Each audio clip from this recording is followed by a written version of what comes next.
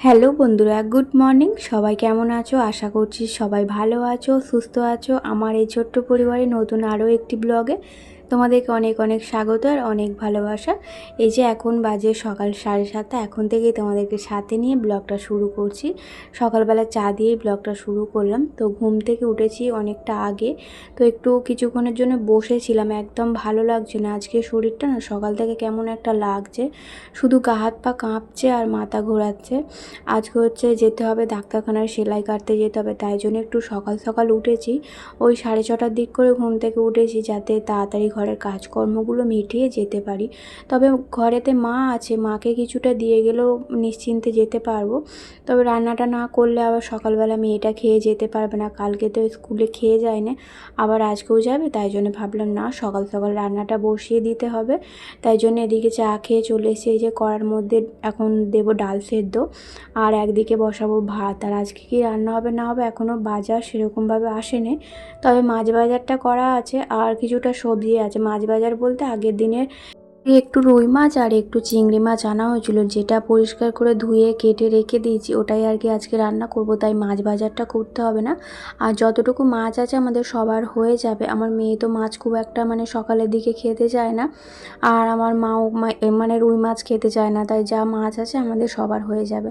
আর সবজি বলতে একটু কাঁকরোল আছে আর পটল আছে, তো কাঁকরোল দুটোর মতো ভাজবো, আলু দিয়ে দুটোর মতো রেখে দেবো। আর পটল যে কটা আছে ওই 3টের মতো আছে, ওই 3টে পটলই ভেজে নেব।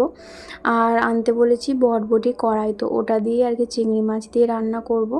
আর কিছু সেরকম রান্না করব না, ওই কাঁকরোল আলু ভাজা, পটল ভাজা, ডাল, মাছের ঝাল আর বটবটি আলু ভাজা, এই আজকে দুপুরের মেনু। তো আমি কিন্তু সকালবেলা ঘুম থেকে উঠে আগে চান করে নিয়েছি, তারপরে চা খেয়েছি। আমার ঘরের কাজকর্ম এখনও পর্যন্ত সারা হয়নি, তবে এই দিকের কাজ একটু আগিয়ে রাখি, তারপরে মাকে দিয়ে বলবো যে মাকে রান্না করতে, আমি ওদিকে তারপরে যাব ঘর দালান ঝাড়ু দিতে, পরিষ্কার করতে।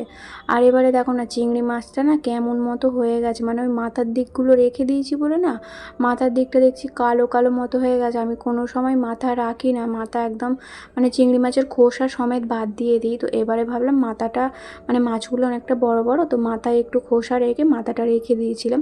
তো মাথাগুলো দেখছি কালো কালো হয়ে গেছে, তো মাকে বলছিলাম যে বাদ দিয়ে যেন রান্নাটা আর কি করে। আমি তো মাছটা ভাজবো না, আমি শুধু এইটুকুটাই আর কি রান্না করলাম। এই ডালটা সেদ্ধ করে রেখেছি, আর পটল আলু ভাজা আর কাঁকরোল ভাজাটা আমি করব। তো কাঁকরোল ওদিকে ভাজা বসিয়ে রেখেছি, রেখে দিয়ে আর এদিকে আমার হাজব্যান্ড নিয়ে চলেছে বটবড়িটা। তো এখন এই বটবড়িটা কেটে রেডি করে মাকে আর কি রান্না করতে দিয়ে দেবো। তারপরে আমি ঘর ধালানের যে কাজগুলো থাকে, বাসি কাজকর্মগুলো, সেগুলোই করব। আর আজকে সকালবেলা ওই যে বললাম শরীরটা একটু ম্যাজ করছিল, শরীরটা ভালো লাগছিল না। তাই সকালবেলা ঘুম থেকে উঠে কিছুক্ষণ বসেছিলাম, তারপরে ভাবলাম না, চানটা করে নিই, তাহলে যদি শরীরটা ভালো লাগে। মাথার মধ্যে একদম তেল কি বলবো, ভর্তি করে দিয়েছি, তাই জন্য একদম চুলগুলো কেমন হয়ে আছে। তো মাথায় তেল দিয়ে ভালো করে চান করে নিয়েছি, তো এখন একটু শরীরটা ভালো লাগছে, তবে মাঝে মাঝে আবার মাথাটা ঘুরছে। তো যাই হোক, এই সব নিয়েই আমাকে ঘরের কাজকর্ম করতে হবে। আজকে তবু তো মা আছে, তো বিকেলবেলা তো মা চলে যাবে, সংসারের কাজ তো ফেলে রাখলে চলবে না, আমাকেই করতে হবে। আর দেখবে এই শরীর খারাপ নিয়ে যদি বিছানায় বেশিক্ষণ শুয়ে থাকা যায় না, শরীর আপনিই অসুস্থ মনে হয়, তো কেমন একটা অলসতা ভাব থাকে। তো তাই জন্য আমি কি করি, একদমই শুতে চাই না, সব সময় শোয়াটা আমার একদমই পছন্দ না। যখন দেখবো একটু বেশি শরীরটা খারাপ মনে হচ্ছে, তখন যদি আমি বিছানায় একটু শুয়ে পড়ি না, দেখবে আর কোনো রকম কাজ করতে ভালো লাগবে না। তাই যতই শরীর খারাপ হোক আর যাই হোক, ঘরের কাজকর্ম মিটিয়েই কিন্তু রেস্ট নেওয়া উচিত। নইলে কী হবে, একটু শুয়ে পড়লে বাকি কাজকর্মগুলো সব পড়েই থাকবে। যাই হোক, এদিকে যে হাঁড়িগুলো আর কি বার করানো হয়েছিল, বড় বড় হাঁড়ি, তারপরে গামলা বার করেছিলাম, সেগুলো আর কি সব ঢুকিয়ে গুছিয়ে রাখলাম। ওগুলো তো আর প্রয়োজন পড়বে না, আমাদের 3টে লোকের জন্য এত বড় বড় জিনিস বার করে কি করব বলো। তো মা ছিল, ওই হাঁড়িতে কিন্তু ভাত হতো না। ভাত আমাদের একটা মাঝারি সাইজের হাঁড়ি আছে, ওতে আর কি ভাত হয়। তো ওই হাঁড়িটা এমনি কি প্রয়োজন পড়েছিল মায়ের, তাই জন্য আর কি বার করানো হয়েছিল। প্রয়োজন পড়েছিল বলতে আম পাড়তে নিয়ে উঠেছিল বাপি, তোমাদের তো বললাম গাছে যে কটা আম ছিল সব আর কি বাপি পেড়ে দিয়েছে, তো ওই হাঁড়িটা নিয়েই আর কি টালির চালে উঠেছিল তো আম পাড়ার জন্যে।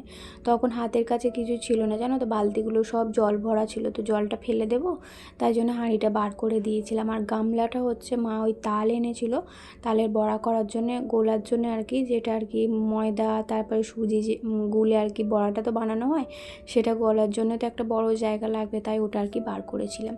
তো যাই হোক, তোমাদের সঙ্গে গল্প করতে করতে আমার ঘরের কাজটা অনেকটা এগিয়ে গেল। আমি বিছানাপত্র গুছিয়ে নিলাম, মেয়েকেও তাড়াতাড়ি আজকে ডেকে দিয়েছি। এখনও কিন্তু 9টা বাজেনি, 9টা বাজতে বাকি আছে। আর আমার হাজব্যান্ড কিন্তু কাজে বেরিয়ে গেছে, তো মাকে ওদিকে রান্না করতে দিয়ে দিয়েছি, মা মাছ ভাজছে আর আমি এদিকে এই যে ঘরের কাজকর্মগুলো সারছি। আজকে হচ্ছে মেয়ে পুজো করবে, তাই জন্য ভাবলাম ঘরের কাজকর্মগুলো সেরে নিই আর যতটা পারবো করে রেখে যাব, কারণ মায়ের ওপর সবটা একার ওপর সবটা দিয়ে দিলে হবে না।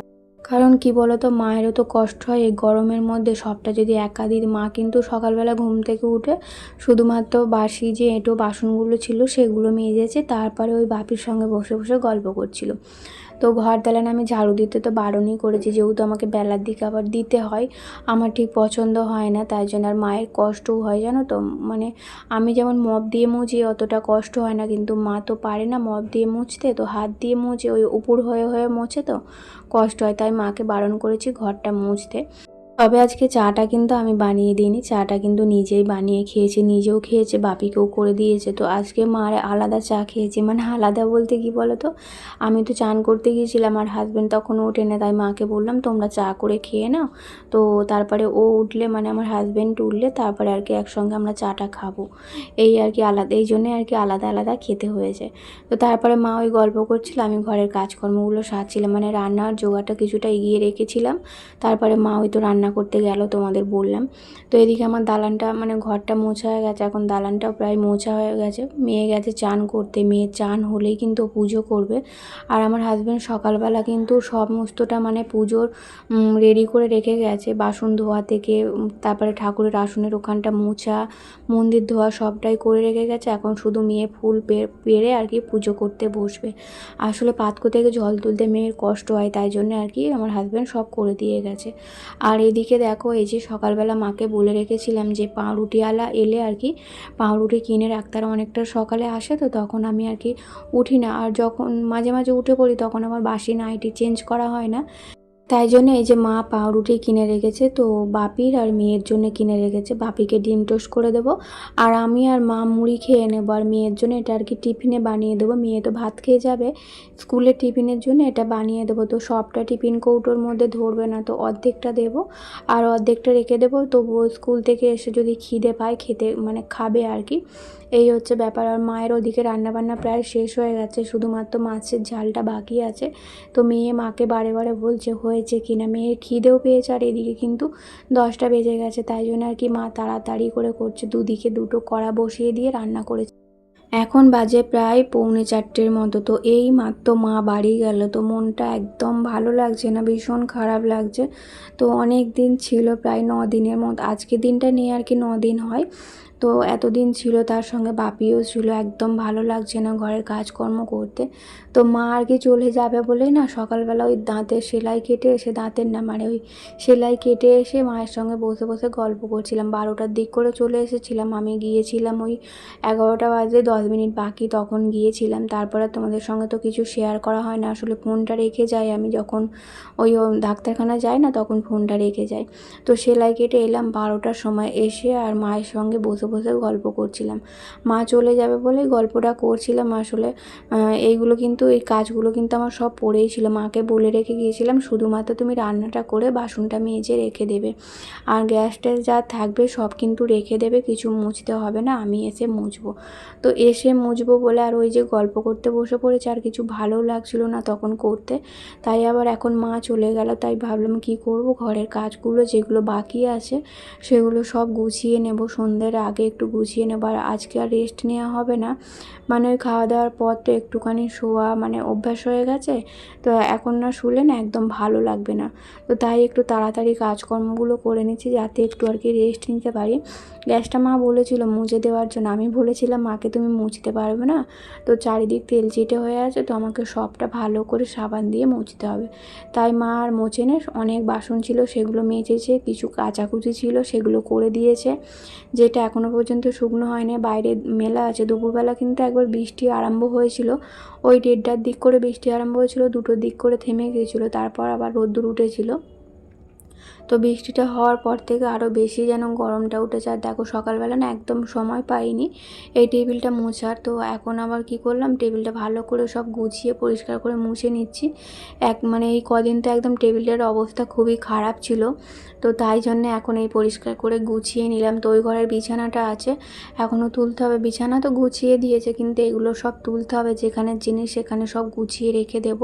এই ঘরটা একদম পরিষ্কার করে নেব। পরিষ্কার বলতে ওই যে ডিপ ক্লিন সেটা আর এখন তো হবে না, এখন বিকেলবেলা প্রায় সন্ধে হতে যায়, তাই এখন ওসব করবো না। এখন এই সামনেটা ভালো করে এগুলো তুলে দিয়ে ভালো করে ঝাড়ু দিয়ে নেব।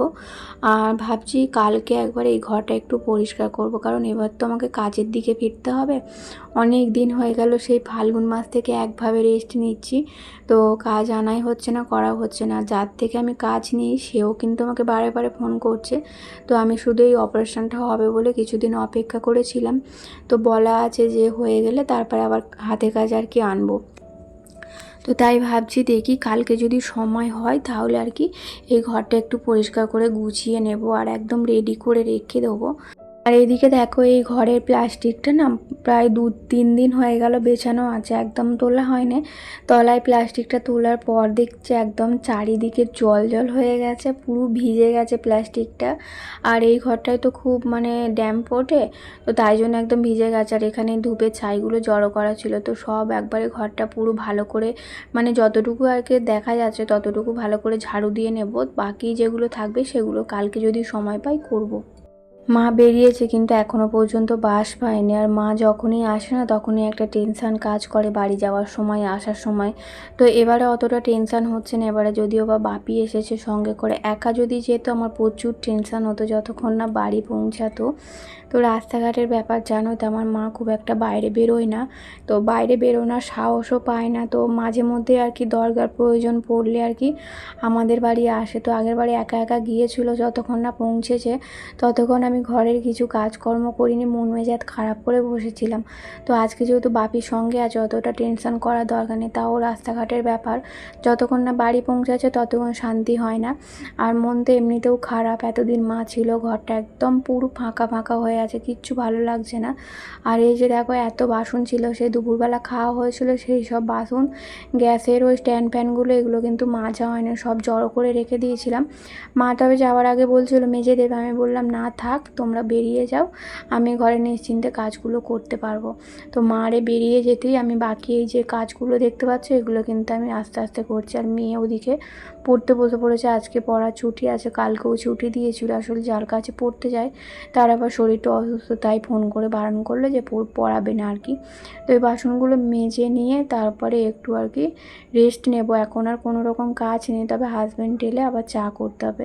তো কাজ নেই বলতে বাইরে জামা কাপড় কয়েকটা মেলা আছে, এখনও পর্যন্ত রোদ্দুর আছে, তো ভাবছি এখন তুলবো না, একটু একটু ভিজে হয়ে আছে, তো শুকনো হয়ে মানে যতটা শুকনো হয় হোক, তারপরে সন্ধ্যাবেলা তো তুলতে হবেই, তখন একবারে তুলে নেবো, এখন থাক। তো এখন গিয়ে আমি রেস্ট নিই। তো বন্ধুরা চলো আজকের ব্লগটা এই পর্যন্ত, দেখা হবে নতুন ব্লগে, টাটা।